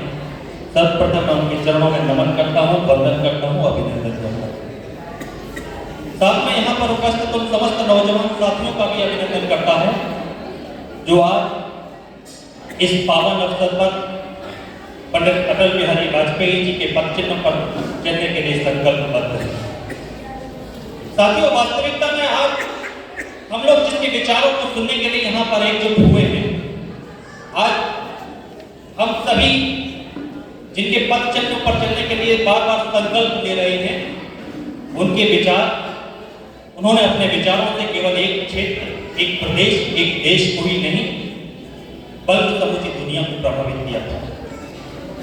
राजनीति में बहुत सारे लोग आए, बहुत सारे लोग गए, लेकिन राजनीति की शुचिता जिस तरह अटल बिहारी वाजपेयी जी ने रखी, भारत के इतिहास में राजनीति की शुचिता रखने वाला व्यक्तित्व कोई दूसरा अभी तक पैदा नहीं हुआ। वास्तविकता में मुझे एक संस्मरण ध्यान आता है, जहां आज दुनिया की राजनीति में पक्ष और विपक्ष एक दूसरे को अपमानित करने का कितना प्रयास करते हैं, एक दूसरे को अपमानित करने का कोई मौका चूकना नहीं चाहते, उस दौर में इस संस्मरण को याद करना बड़ा ही आवश्यक है। जब पंडित अटल बिहारी वाजपेयी विपक्ष के नेता हुआ करते थे, उन्होंने एक ऐसा ऐतिहासिक कार्य किया जिससे उन्होंने राजनीति के इतिहास में एक मील का पत्थर रखा। 27 फरवरी 1994 की एक घटना, संयुक्त राष्ट्र संघ में इस्लामिक देशों के एक समूह OIC ने कश्मीर के मुद्दे पर भारत को घेरने का प्रयास किया और कश्मीर का मुद्दा इतना विवादित करने का प्रयास किया कि भारत कश्मीर में मानवाधिकार का उल्लंघन कर रहा है, मानवाधिकार अधिकारों का उल्लंघन कर रहा है। देश के सामने बड़ी विकट परिस्थिति थी कि अंतर्राष्ट्रीय समुदाय में भारत का पक्ष रखने के लिए संयुक्त राष्ट्र में जेनेवा में पहुंच जाए। तत्कालीन प्रधानमंत्री पीवी नरसिम्हा राव के सामने ये बहुत बड़ी विकट समस्या थी, लेकिन देश के अंदर एक भारत माता का विचार था। सभी लोगों की मंत्रणा हुई, मंत्रणा के बाद एक निष्कर्ष निकला कि विपक्ष के तत्कालीन नेता पंडित अटल बिहारी वाजपेयी सरकार का पक्ष रखने जेनेवा में जाए। ये निश्चित रूप से एक ऐतिहासिक घटना थी। भारत माता के उस लाडले बेटे ने जेनेवा गया और अपनी सरकार का, अपने देश का पक्ष इस तरह से रखा ताकि आज कश्मीर जो भारत का अभिन्न अंग है, वो सपना हम लोगों का साकार हो। क्योंकि वो हमेशा कहा करते थे कि सरकारें आएंगी जाएंगी, पार्टियां बनेंगी बिगड़ेंगी, लेकिन ये देश रहना चाहिए, इस देश का लोकतंत्र रहना चाहिए। उन्होंने निश्चित रूप से, मुझे उनकी चंद पंक्तियां याद आती हैं कि बाधाएं आती हैं तो आए, घिरे प्रलय की घोर घटाएं, पांवों के नीचे अंगारे, सर पर बरसें यज्ञ ज्वालाएं, निज हाथों में हंसते हंसते आग लगाकर जलना होगा, कदम मिलाकर चलना होगा, कदम मिलाकर चलना होगा। और विपक्ष के नेता रहते हुए उन्होंने कदम मिलाकर देश हित में चलने की अपनी अवधारणा को सबके सामने प्रामाणिक करके दिखाया। अभी कई लोगों ने उनकी चुटीली व्यंग भी बताया कि वो एक सामाजिक रूप से कवि भी थे, तो कई बार ऐसी स्थितियां पैदा हो जाती थी, जैसे अभी आदरणीय मैडम जी ने बताया कि उनके विवाह को लेकर एक बड़ी विवाद, एक हास्यास्पद रही। किसी ने पूछा कि आपने विवाह क्यों किया, तो उन्होंने कहा मैं अविवाहित हूँ, तुम्हारा नहीं, सभी बता रहे थे। इसी तरह से पत्रकार ने उनसे प्रश्न किया कि आपने अभी तक विवाह क्यों नहीं किया, क्योंकि उन्होंने कहा कि मुझे अभी तक कोई आदर्श पत्नी नहीं मिली, आदर्श पत्नी की तलाश में। तो उन्होंने कहा कि आपको कोई आदर्श पत्नी मिली क्या अभी तक? बोली एक आदर्श महिला मिली, लेकिन उसको आदर्श पत्नी की तलाश थी। इस तरह से कई ऐसे चर्चे उनके हैं। एक बार जब वो प्रधानमंत्री थे उत्तर प्रदेश में, भाजपा के गठबंधन से बहन मायावती उस वक्त मुख्यमंत्री बनी, तब तत्कालिक परिस्थितियों में कई चुटकुले, कई कविताएं प्रचलित हुई। मुझे 4 पंक्तियों का छंद याद आता है, कवियों ने लिखा, उन्होंने अटल से प्रश्न किया कि आपने मायावती को उत्तर प्रदेश में क्यों स्थापित किया।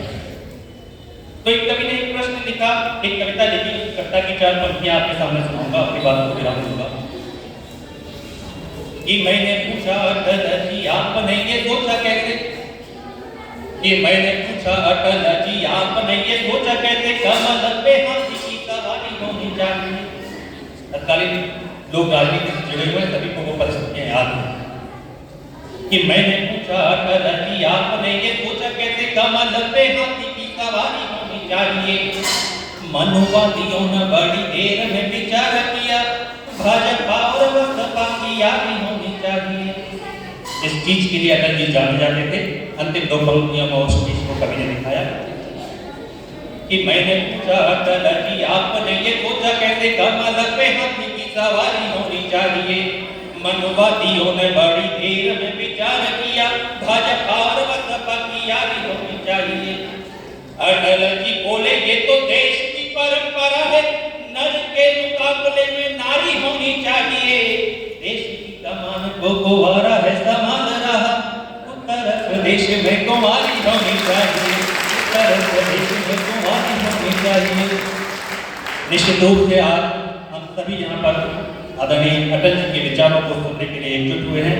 मेरा आप सभी से अनुरोध रहेगा कि कैसे भी विषम परिस्थितियां हों, लेकिन हम अपने जीवन की जो एक लक्ष्य जो हम लोगों ने तय किया है, मैं बड़ा सौभाग्यशाली हूँ कि जिस विद्यालय में मैंने शिक्षा ग्रहण की, उस विद्यालय में मुझे बोलने का अवसर प्राप्त हुआ। यहाँ पर जो आदरणीय गुरुजन बैठे हैं, इन्हीं से सिखाई खा के मैं अभी आगे बढ़ा। काफी बार ऐसा मौका भी मुझे मिला, लेकिन हम लोग जिन विचारों को सुनने के लिए आज यहाँ पर एकजुट हुए हैं, हमारा सदैव प्रयास रहना चाहिए कि उनके विचारों पर चलें। किसी भी विषम परिस्थितियों में अपने आप को उन विचारों से हटने न दें। 2 पंक्तियों के साथ अपनी बात को विराम दूंगा कि कदमों में जंजीर प्रयत्नों पर यद्यपि प्रतिबंध है, कदमों में जंजीर प्रयत्नों पर यद्यपि प्रतिबंध है, अपनी राह निरंतर चलते रहने की सौगंध है। घबराए को जिन्हें भाग्य का मिलता रहा भरोसा हो, अपना तो बाधाओं से ही पुश्तैनी संबंध है, अपना तो बाधाओं से ही पुश्तैनी संबंध है।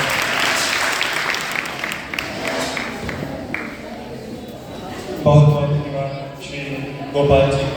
और मैं अब ज़्यादा समय न लेते हुए अध्यक्षीय भाषण की तरफ बढ़ूंगा, लेकिन उससे पहले जो हमारे वक्तागण यहाँ पर थे, उनके सम्मान के लिए मैं मंच पर बुलाना चाहूँगा श्री विकास शर्मा जी को, श्री मनोज दुबे जी को,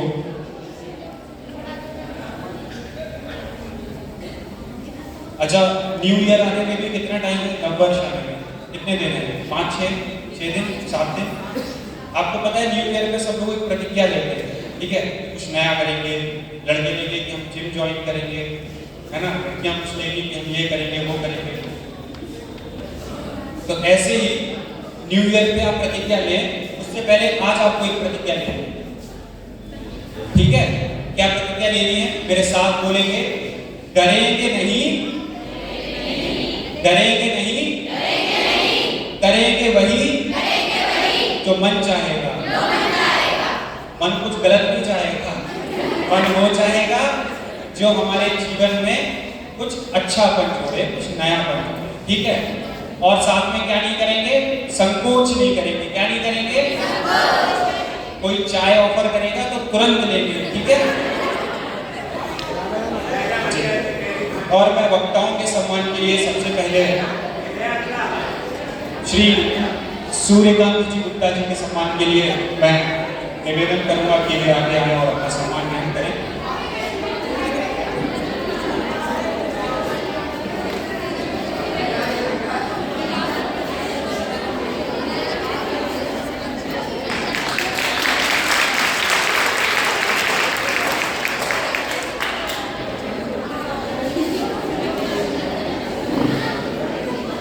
और अगले वक्ता के सम्मान के लिए श्रीमती मंदाकिनी अग्रवाल, अध्यापक, जीडी इंटरनेशनल स्कूल।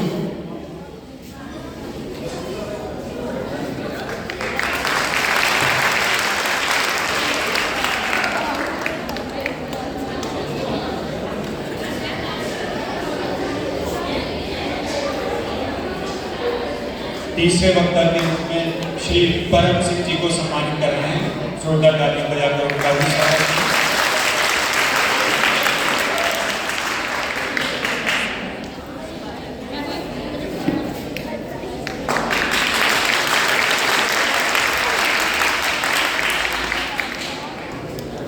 चौथे वक्ता के रूप में श्री गोपाल सिंह पानी का स्वागत है। जोरदार तालियां बजाकर उनका स्वागत है।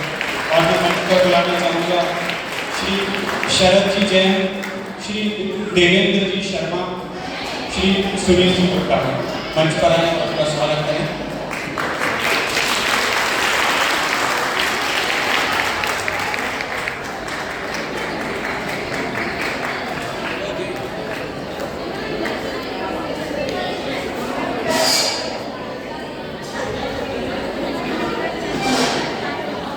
और चौथे वक्ता के रूप में श्री धीरज सिंह जी, पीडीएस स्कूल के अध्यापक, उनका भी स्वागत करें। जोरदार तालियां बजाकर।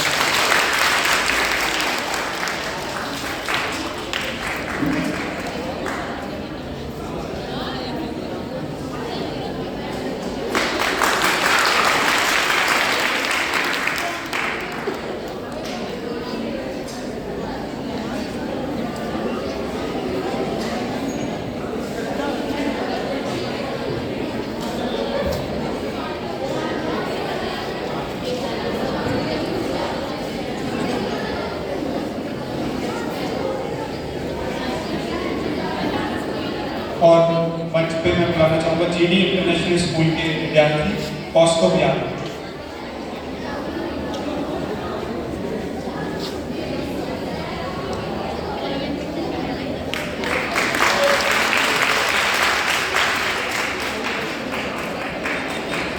पीडीएस स्कूल की छात्रा दक्षिता से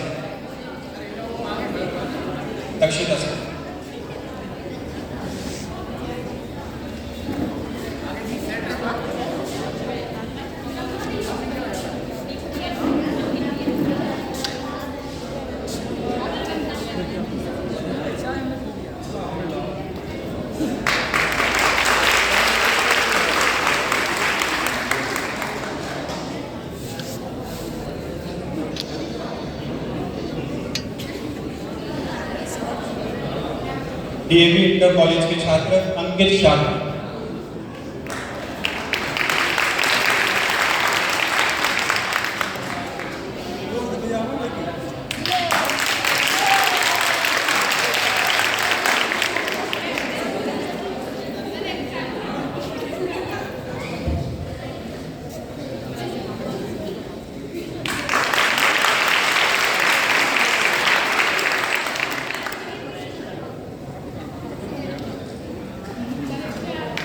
डीएवी इंटर कॉलेज की छात्रा दीप्ति तोमर।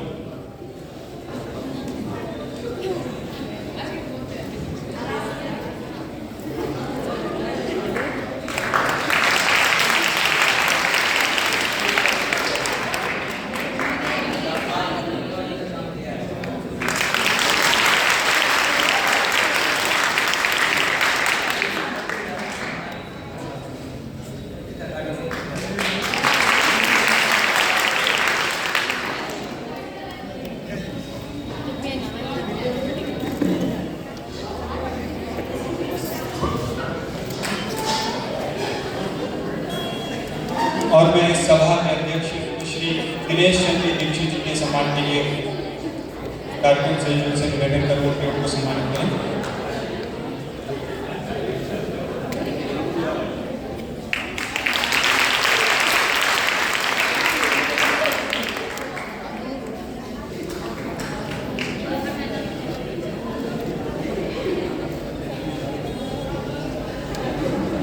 और इस विद्यालय के प्रबंधक श्री प्रमोद कुमार गुप्ता जी के स्वागत के लिए मैं आग्रह कर रहा हूँ।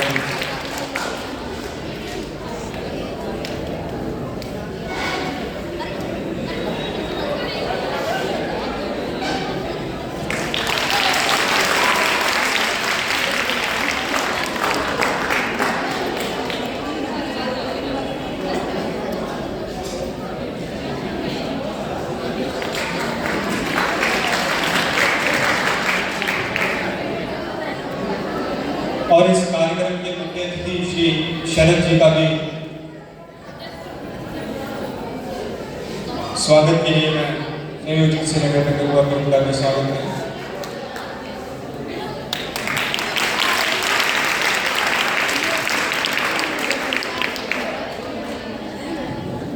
और इस कार्यक्रम के विशिष्ट अतिथि डॉक्टर मुकेश जैन जी का भी स्वागत यहाँ मंच से कर रहे हैं, जोरदार तालियां बजाकर।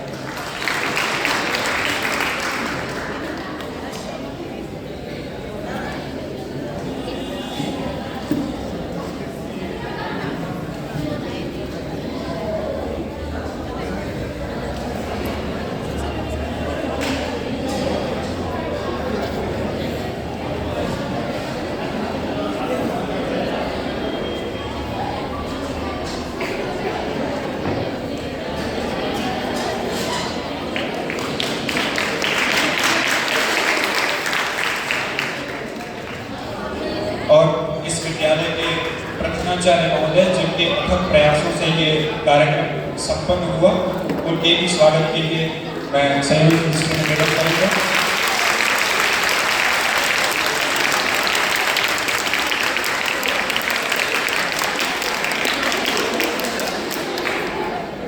और अब मैं अंतिम अध्यक्षीय भाषण के लिए मंच पर आमंत्रित करना चाहूँगा श्री दिनेश चंद्र दीक्षित जी साहब को कि वे मंच पर आएं और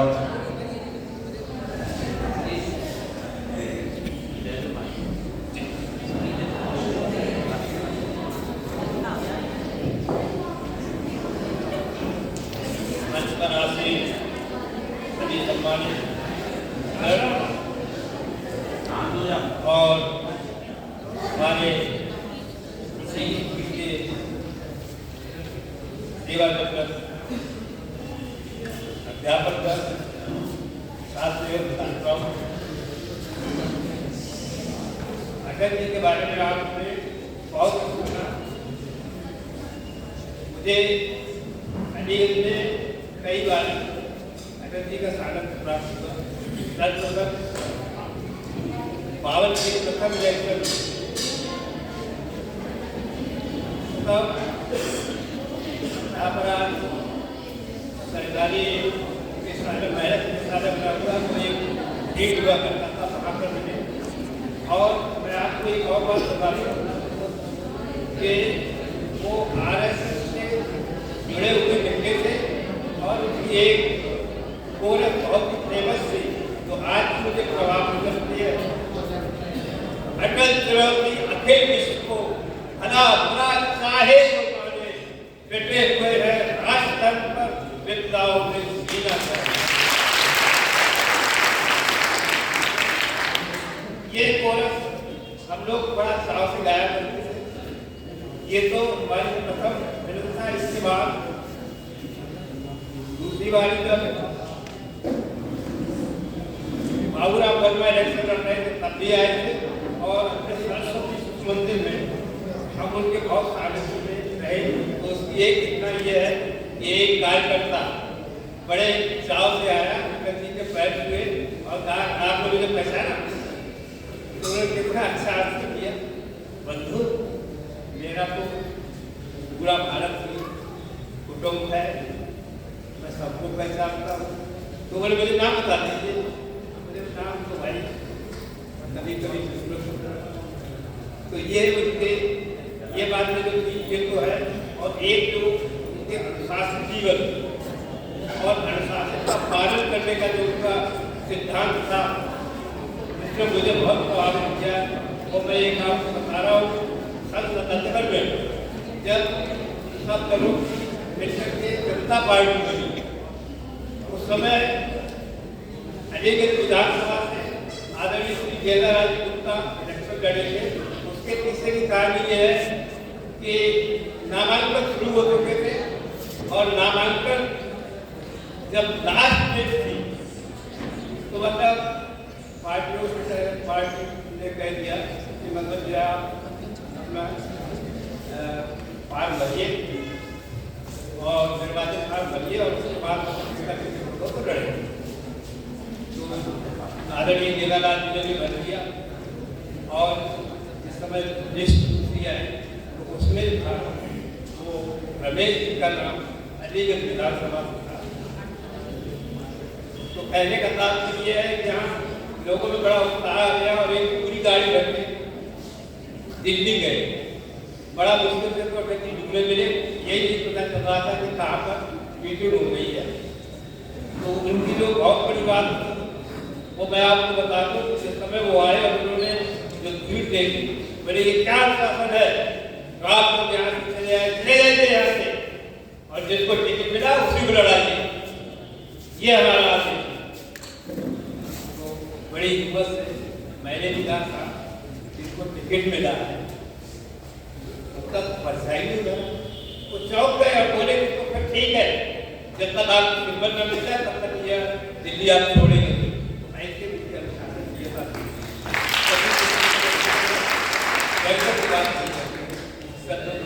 मुझे कुछ ये बातें याद आती जो कि आज तो मुझ पर भी साथ डाली। तो मैं आप ये बात कहूँगा, अनुशासन सबसे सफल जीवन है, उसका आप लोग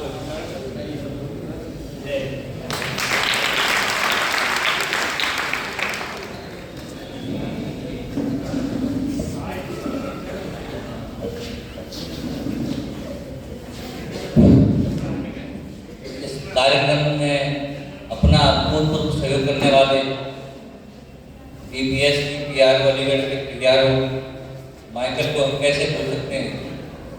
सभा का संचालन संपूर्ण रूप से किया। हमारा अलीगढ़ का मेंबर है, इसका मतलब ये नहीं है कि वो सम्मान का अधिकारी नहीं है। उसका सम्मान करने के लिए हम आदरणीय हमारे शहर के सबसे बुजुर्ग श्री शरद जी से ही निवेदन करेंगे कि वो हमारे बच्चे का सम्मान कर प्रोत्साहित करें। श्री माइकल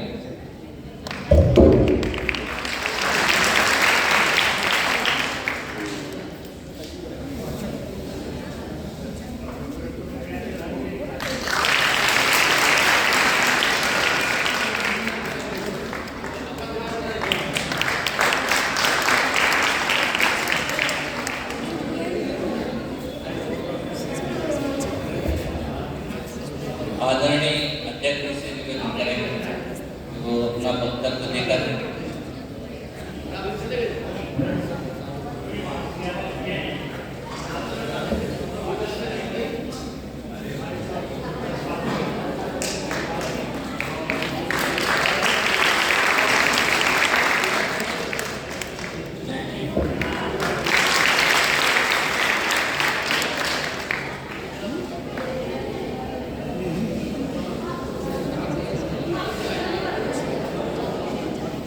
उत्तर प्रदेश सेन विद्या संस्थान लखनऊ की तरफ से आए आज के कार्यक्रम के संयोजक डॉक्टर रमेश जैन साहब,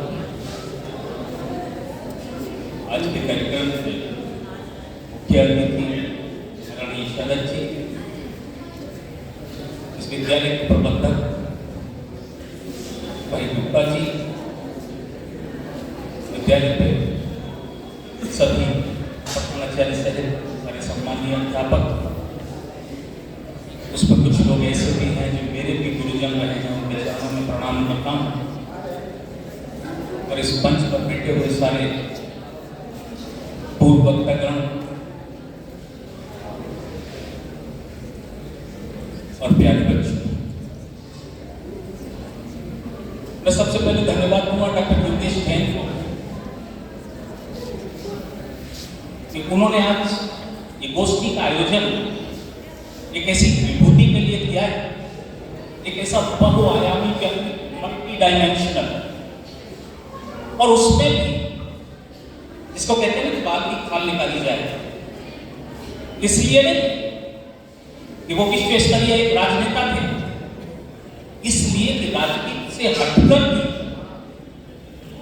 उनका जो एक कवि के रूप में योगदान था, एक समाज सेवी के रूप में, एक साहित्यिक व्यक्ति के रूप में, उसको उन्होंने उसको देखने की कोशिश की। ऐसा बहुत कम होता है। इस राजनीति की अंधी गति में जाने के बाद, उसकी सुख सुविधाएं, उसका वैभव देखने के बाद किसी व्यक्ति को अपने आदर्श, अपनी कविता, अपनी साहित्य, अपना समाज, अपना धर्म याद रहता है। वो साहित्यकार लिखता है कि काजल की कोठरी में कैसो हो सयान हो जाए, 1 लाख काजल को लग ही जाएगा। ये वो व्यक्तित्व है, उस काजल की कोठरी से पूरी तरीके से निकलने के बाद उस आदमी के व्यक्तित्व में एक काजल का दाग नहीं मिलता। वो आदमी जो चिल्ला के कहता है मैं हिंदू, तन-मन हिंदू, और आज तक उसे देश में एक भी मुसलमान ऐसा नहीं मिला जिसने उसको अटल जी को गाली दी। ये व्यक्तित्व की पराकाष्ठा। मुसलमान आरएसएस को कोसता है, विश्व हिंदू परिषद को कोसता है, हिंदूवादी लोगों को कोसता है, लेकिन अटल जी के पर उसका भी एक भाव, कैसा व्यक्तित्व है। और कहीं राजनीति में व्यक्तिगत कटुता भी रही हो, उस व्यक्तिगत कटुता को अटल जी ने कभी अपने व्यक्तिगत संबंधों में आड़े नहीं आने दिया। और उसका परिणाम है कि मेरे अभी छोटे भाई कह रहे थे, भारतीय राष्ट्रीय कांग्रेस जैसी इतनी बड़ी पार्टी, जब संयुक्त राष्ट्र संघ ने अपना दूत बना के भेजने की बात आई, तो उन्होंने भारतीय जनता पार्टी के नेता अटल बिहारी वाजपेयी को स्वीकार कर लिया कि वो पूरे देश के प्रतिनिधित्व के लिए संयुक्त राष्ट्र संघ में जाएंगे और बोलेंगे। तो ऐसा था व्यक्तित्व अटल बिहारी वाजपेयी। और बार बार इसलिए कह रहा हूं पंडित अटल बिहारी वाजपेयी कि मुझे कुछ गर्व सा महसूस होता है कि उनको पंडित कहते तो शायद मुझसे जुड़ जाए, लेकिन इस भावना को भी उन्होंने बड़ी आसानी से उतार के फेंक दिया जब वो लखनऊ में पढ़ने गए और उनका उपनयन संस्कार बहुत पहले हो गया था और वो जनेऊ पहनते थे। और कानपुर जाने के बाद उन्होंने उस जनेऊ को त्याग दिया। ये कहते हैं कि इस जनेऊ की बहुत औपचारिकताएं हैं, मैं उनको बहुत तरीके से पालन नहीं कर सकता, इसलिए इसे अपहरण। तो किसी भी चीज को कितनी सरलता से ग्रहण कर लेना और उससे ज्यादा सरलता से उसको त्याग देना एक व्यक्तित्व की विशिष्टता। और आज उसी विशिष्टता के व्याख्यान के लिए यहाँ हम सारे लोगों को इकट्ठा किया गया कि उस आदमी को देखो जो आकल्प राजनीति में रहने के बाद राजनीति की एक भी कालना से कहीं भी ग्रस्त नहीं है। प्रधानमंत्री के पद पर होने के बाद आप लोगों ने बहुत रचनाएं और बहुत कविताएं और बहुत ऐसे ऐसे संस्करण सुनाए जो दिल को बहुत प्रभावित करते हैं।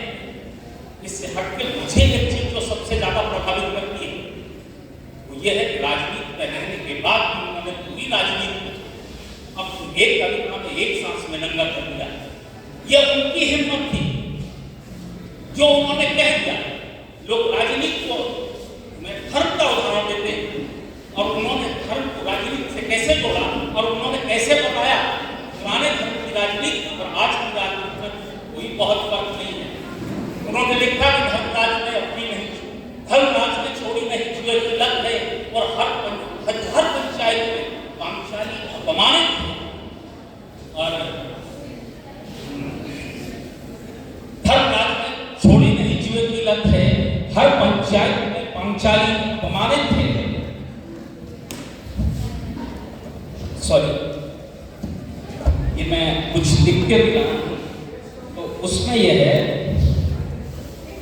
धर्मराज ने छोड़ी नहीं जुए की लत है, हर पंचायत में पांचाली अपमानित है और बिना कृष्ण के आज महाभारत होना है, बिना कृष्ण के आज महाभारत होना है और कोई राजा बने रंग को तो रोना। राजनीति में इस नंगे तत्व को मंच से साहित्य के माध्यम से स्वीकार कर लेना, अटल जी जैसे विराट व्यक्ति गोपद उसको स्वीकार कर लेना और कह देना, और वो आज तक चरितार्थ है कि कोई भी राजा बन जाए, ये भारत के रहने वाले नीचे गरीब रेखा के नीचे से वाले लोगों को स्थिति में आज तो आज हम उस महामानव को इस मंच के माध्यम से प्रणाम करते हैं। उन्होंने साहित्य में भी जो कुछ लिखा, साहित्य में भी बड़ी सरलता से प्राइम मिनिस्टर हाउस में बैठ के तमाम चीजों के बारे में कितना सरल लिख दिया, गरीब के बारे में लिख दिया, अमीर के बारे में लिख दिया, देवताओं के बारे में लिख दिया, मानवता के बारे में लिख दिया, और आप ताज्जुब करेंगे कि उन्होंने अपनी एक कविता अपनी दो प्यारे कुत्तों के लिए, उन्हें अपने कुत्तों से भी इतना प्यार था कि उन्होंने कविता लिखी, उसकी एक लाइन है कि बबली बबली कुत्ते दो और कुत्ते नहीं खिलौने। तो कैसा सरल आदमी और कितना क्लिष्ट आदमी और क्लिष्ट इतना चैलेंज कर संयुक्त राष्ट्र में अमेरिका को चैलेंज करते, वो इतना उदार आदमी कि बस से यात्रा करके लाखों भेज दे और अमेरिका को कह दे एक नहीं दो नहीं कीजिए 20 समझौते, अखंड भारत का मस्तक कभी नहीं झुके।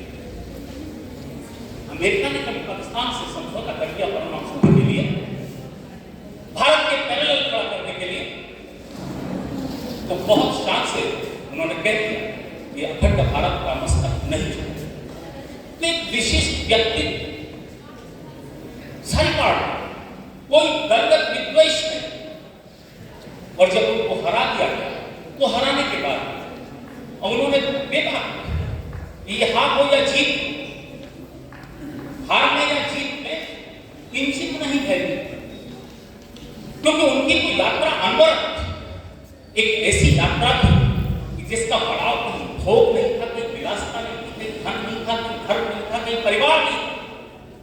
कैसे भी आप हंस के परिभाषित कर ले या दुख से परिभाषित कर ले, जिस आदमी ने अपना परिवार नहीं बसाया कभी नहीं बसा सकते।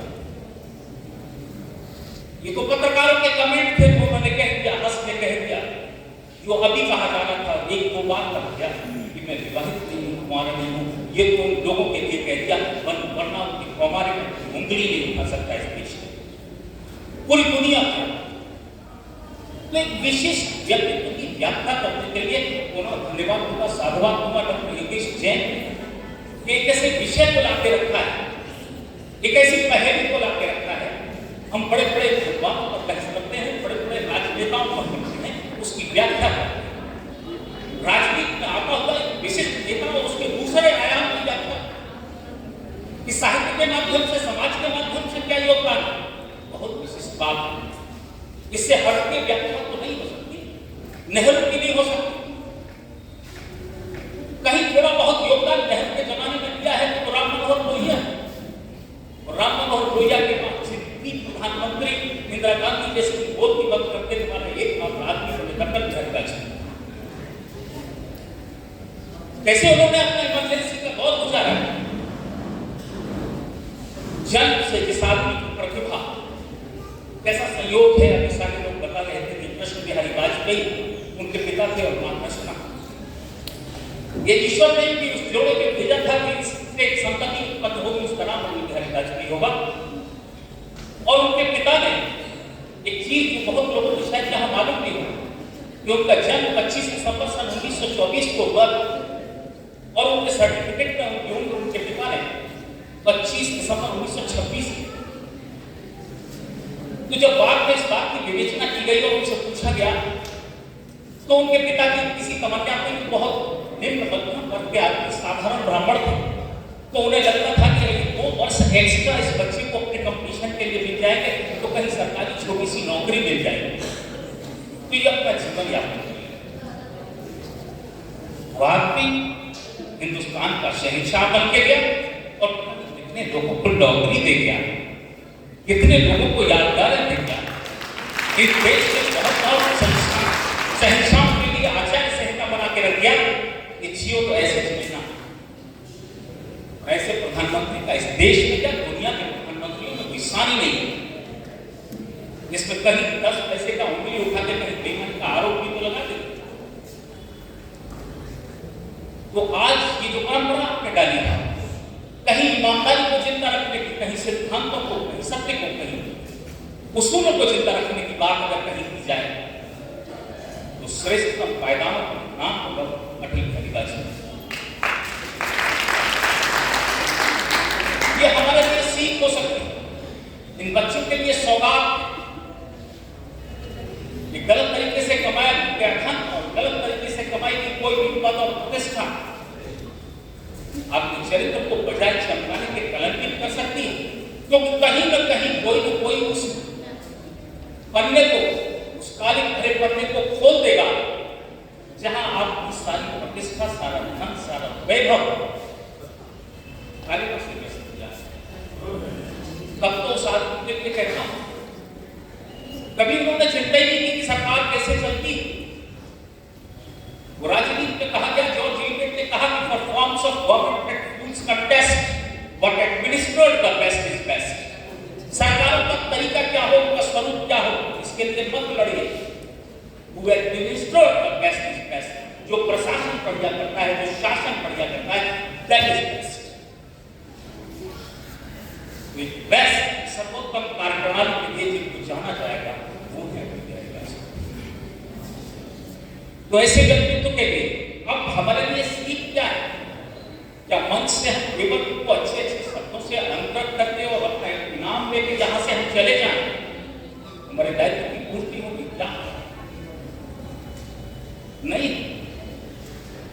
हम कहीं नेताओं को और नेताओं को दोष देके अपने को श्रेष्ठ करार देके यहां से चले जाएं, दायित्व की पूर्ति हो गई? क्या नहीं। ये लोकतंत्र है, अगर हम अपेक्षा करते हैं शीर्ष पर बैठे हुए लोगों से, तो लोकतंत्र में हमारा भी दायित्व बनता है कि हम सारे लोग अपनी ईमानदारी का परिचय दें, हम सारे लोग जागरूक बने। इंग्लिश का एक बहुत बड़ा राइटर है, बहुत बड़ा पॉलिटिशियन है, उसने किताबें लिखी है, H.K. लास्की। तो लास्की ने लिखा है कि if the public, the main spring of the whole checking machinery is so passive, ignorant, and inattentive to do their part, let it benefit is derived from the best administrative apparatus। कि दुनिया की सर्वोत्तम प्रणाली भी आओ, अगर public जागरूक नहीं है, इनअटेंटिव है, केयरलेस, उससे आगे कुछ नहीं।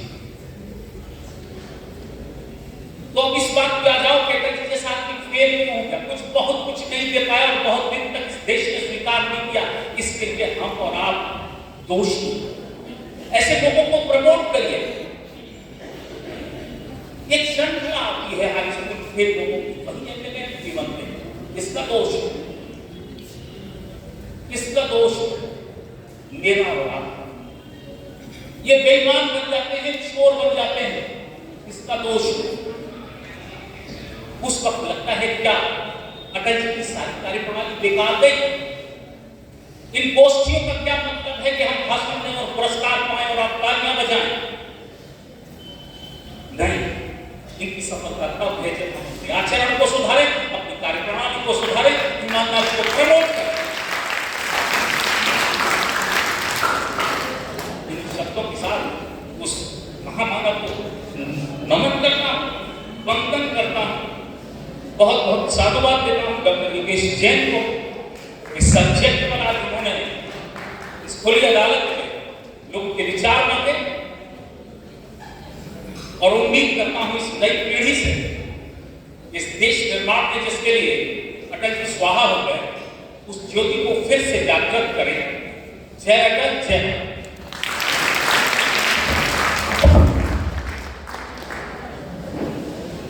बहुत बहुत धन्यवाद महोदय। एक कहावत है कि जंगल में मोर नाचा किसने देखा, सुना है आपने? कितने लोगों ने सुना?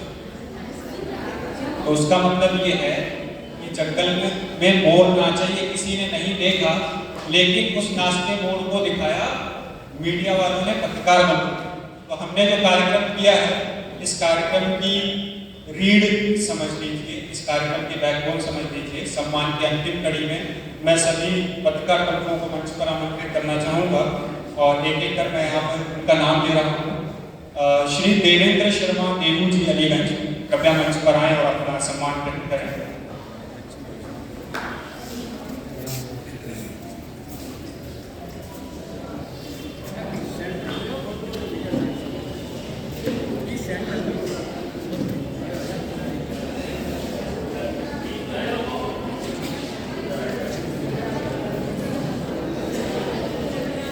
श्री दिलीप वर्मा जी मंच पर हैं।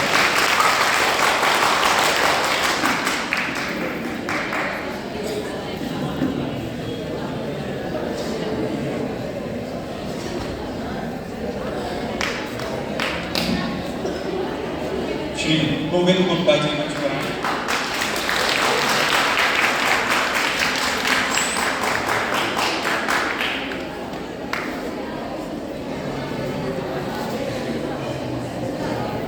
श्री मोहित यादव जी मंच पर हैं। श्री मोहित यादव जी।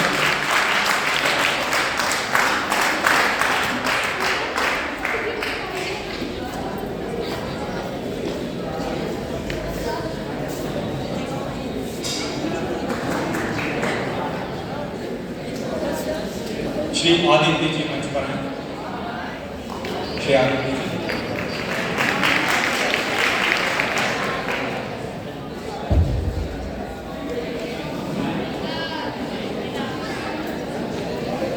और अन्य श्री सुनील गुप्ता जी मंच पर हैं।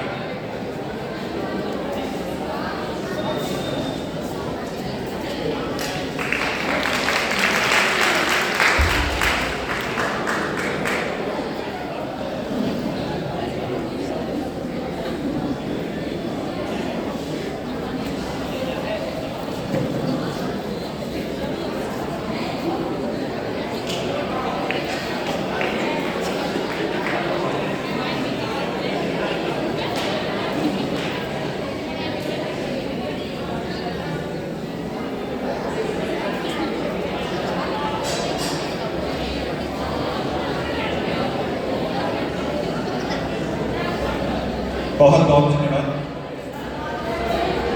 और कार्यक्रम के दूसरे पड़ाव की तरफ आगे बढ़ते हैं। अभी करीब 1.5 घंटे का कार्यक्रम और बाकी है।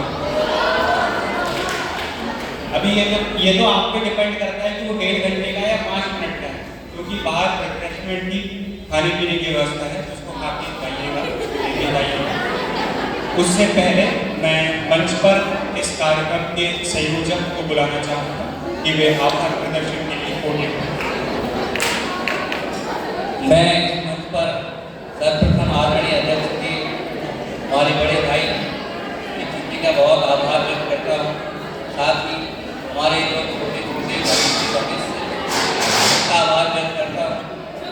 साथ ही हमारी वक्ता विद्वानों हुए हैं, उनका बहुत बहुत आभार व्यक्त करने के साथ आदरणीय अध्यक्ष से सभा की समापन की अनुमति लेते हुए सभा की समाप्ति की घोषणा करता हूँ, इस आशा के साथ कि बाहर आपके लिए चाय पानी का इंतजाम कर रहा है। उठने के लिए आपसे कोई पैसे दिएगा सर। धन्यवाद।